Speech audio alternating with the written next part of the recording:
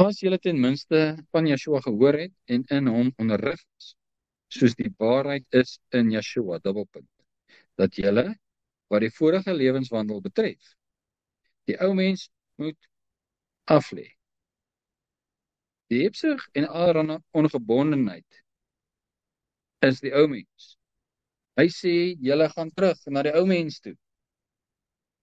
Jy was veronderstel om die ou mens af te lê. Die ou mens moet aflê, wat deur die begeerlikheid van die verleiding ten gronde gaan. Daai allerhande onreinheid bedrywe in hebsug gaan jou doodmaak, is wat hy sê.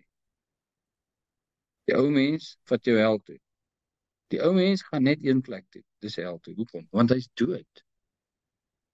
Jy moet weer 'n keer gebore word, en dan is jy 'n nuwe skepsel. Maar as jy jou hart verhard, sal jy weer doodgaan. Natuurlik is dit een van die aanklagte teen wat 'n kerk ook al, wat sê, een keer gered, altyd gered. Ek het die ewig gelewe, so dis vir ewig. En daarom motiveer hulle mekaar om in losbandigheid te lewe, want ek het die ewige lewe. Maar dis nie die waarheid nie. Adam het ook die ewige lewe gehad. Daar was nie sprake van dood nie. Toe gaan hy dood. En ek word weergebore en ek het die ewige lewe, maar ek kan dit weer verloor. Hoe? Ek kies die dood. Dit is absoluut onsinnig om te sê, eenmaal gered, altyd gered. As ek nou 'n godlonaar word en ek laster teen hom, bly ek gered. En dis wat hulle sê.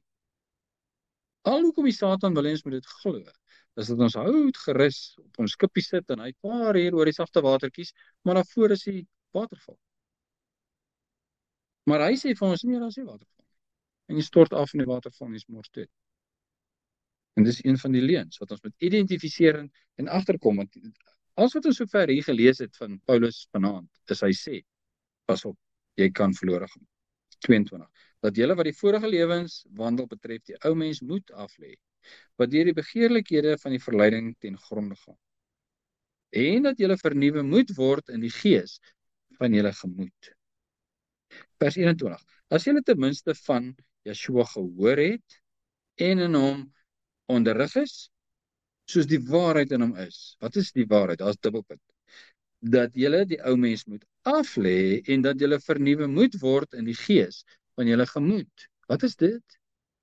As julle ten minste van hom gehoor en in hom onderrig is, soos die waarheid in hom. Wat is die waarheid? Ek moet sterf en weergebore word.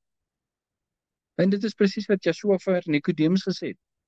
Nikodemus, as jy nie weergebore word nie, sê koninkryk van God nie sien nie. Weergebore, sê Nikodemus. Maar hoe kan ek? Ek is 'n groot mens, my ma se kind. So hy hoor presies wat Yeshua sê.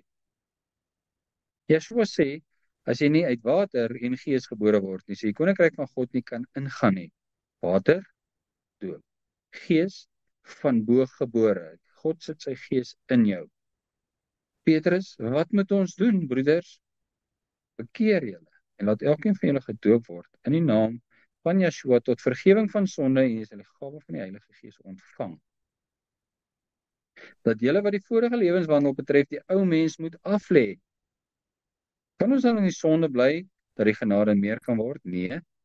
Julle wat die sonde afgelê het, hoe kan jy nog daarin lewe? Dis Romeine 6.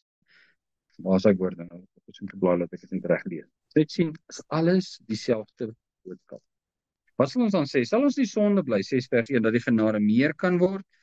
Nee, stellig nie. Kan ons nou losbandig lewe, want ons is mos onder die genade? Nee, stellig nie.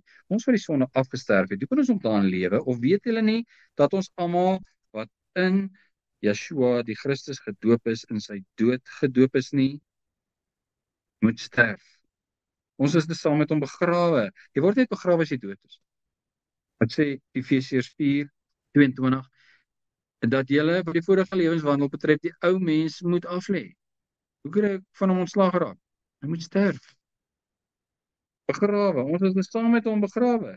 Deur die doop in die dood. Dis hoekom begrawe. Dis ook van hom ontslaag raak. Yeshua sê, as jy nie uit water en gees gebore word nie, sê koninkryk nie kan ingaan nie. Wat is water? As jy nie uit water en gees gebore word nie. Wat is die water? Is die dood.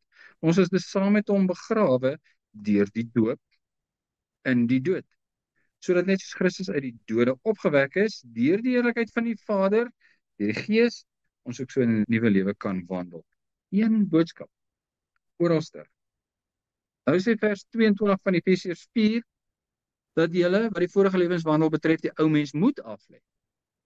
So ek kan nie net gedoop word nie.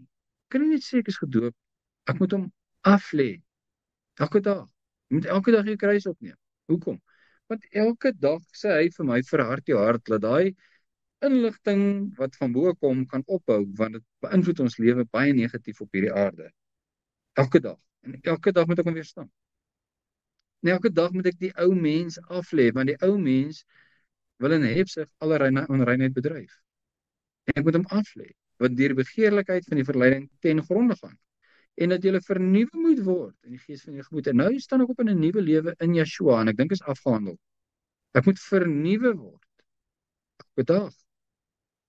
En jy met die nuwe mens moet bekleed, wat na God geskape is, in 'n ware geregtigheid en heiligheid, elke dag. Waarmee is ons nou besig? Wat doen ons fisies nou? En jy met die nuwe mens moet bekleed. Letterlik, ek sê die woord hier lees, ek word dit. Dis God se woord, dit deurtrek my, ek leer hom ken.